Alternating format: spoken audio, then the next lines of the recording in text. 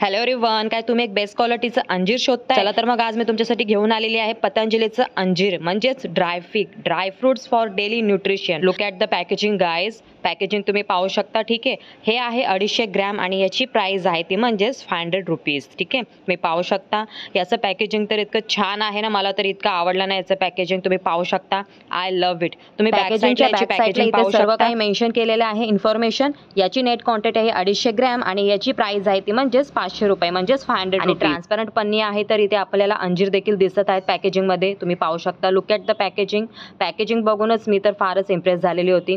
चला तर मग आता आपण याला ओपन करूयात. तुम्ही पाहू शकता अशा प्रकारे मी ओपन केलेलं आहे.